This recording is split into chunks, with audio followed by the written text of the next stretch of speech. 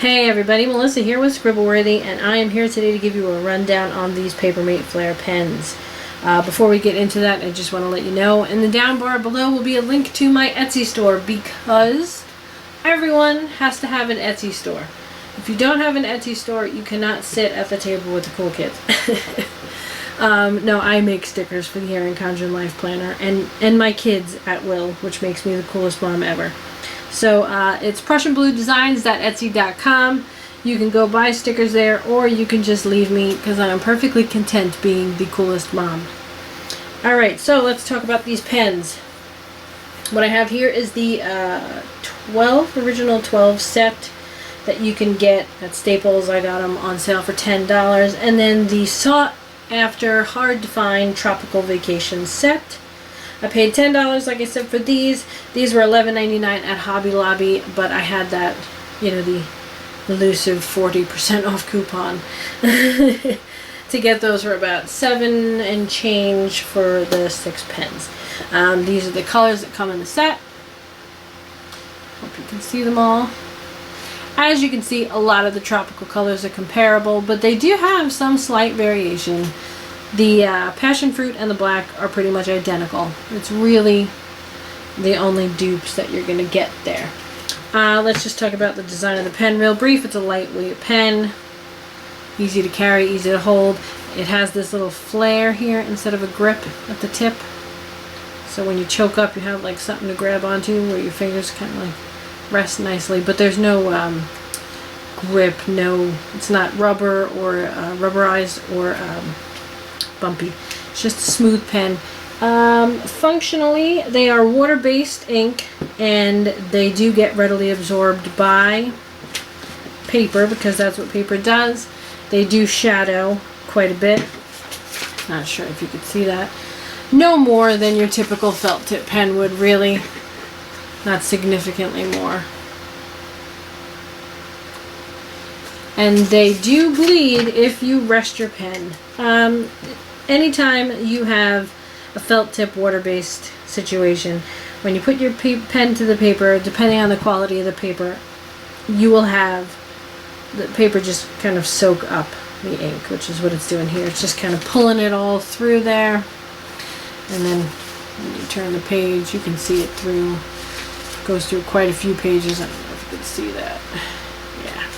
So, they are going to bleed if you hold your pen down on the paper. And of course, anytime you color something in order to actually fill it in, you have to do this whole scratch over the page a bunch of times. And I don't know if you realize it or not, but you're degrading the paper the more you write over it, because it's a liquid and it will bleed through because you are degrading the paper.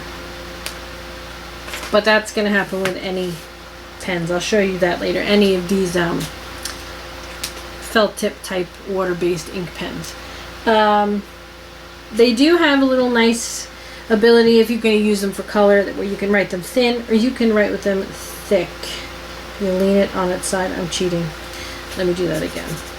You can make a thin line, or you can lay it on its side and make a slightly thicker line, because some of the tip up here actually sticks out of the plastic part of the pen, plastic little cover at the tip, so you have the ability to make a slightly thinner, slightly thicker line, which artistically that may, benefit you. If you have a heavy hand, though, you're gonna probably push through shadow and bleed. It's not significant, and this is a really terrible piece of paper. I specifically chose this because I actually have, this is the Up and Up by Target legal pad. This is a Staples one. It is actually a lot better in quality. I don't remember how much I paid for it, but it does not absorb the ink as readily as this one does. But I figured I would use the worst just to show you the worst that's going to happen. They're a pretty good pen. They're relatively smooth for a felt tip. But they do have a little bit of bite when you drag them across the paper. You will hear that. They do dry quick because they are a water-based ink, which is a plus, so you won't have smears. And I think that's good for left-handed people, because as you're writing, you're rubbing across your writing, so that's a plus. They are economical. They're very inexpensive, and as you can see, they are really well pigmented. They're very bright, very vibrant.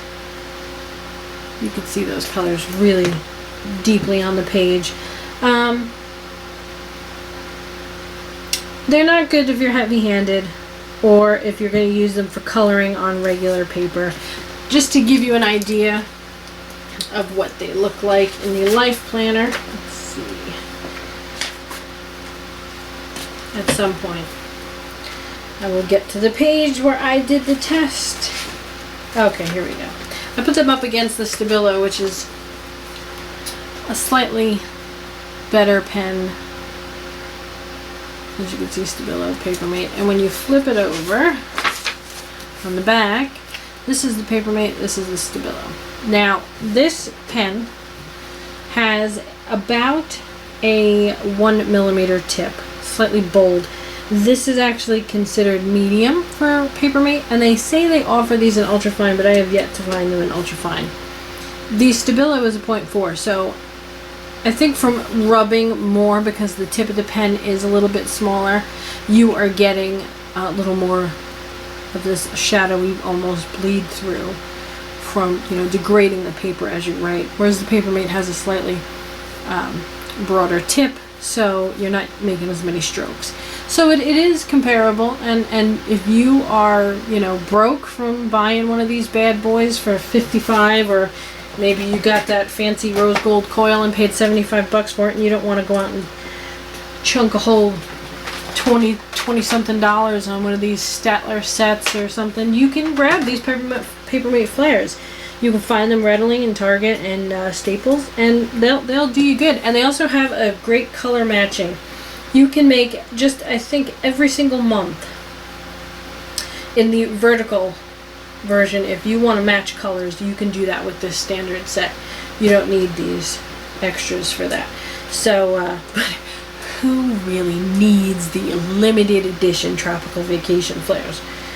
Only the true pen collector needs these pens.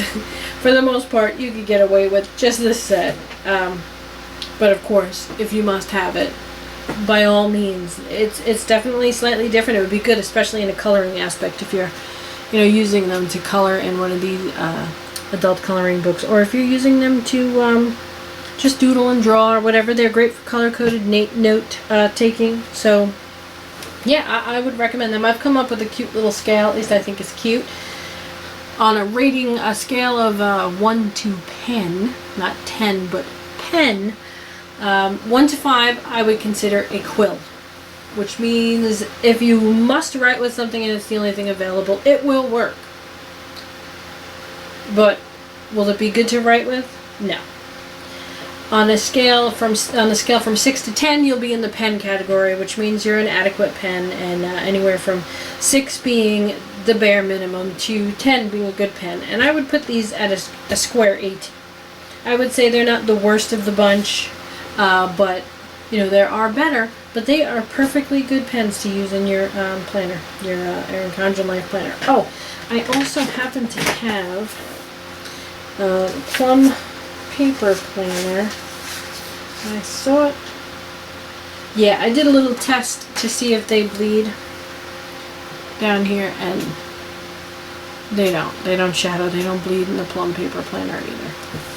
So you're good to go there.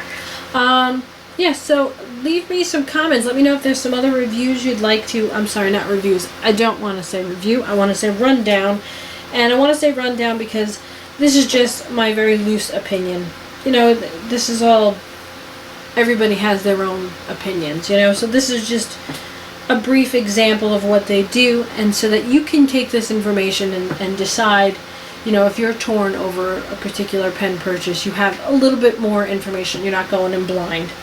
So it's not really a review so much as just a quick rundown on what the pen's functions are. So if you'd like to see more pen rundowns, leave a comment below telling me which ones you'd like to see. If you'd like this video, give it a thumbs up and click the subscribe button for more. Have a great day, everybody. Bye-bye.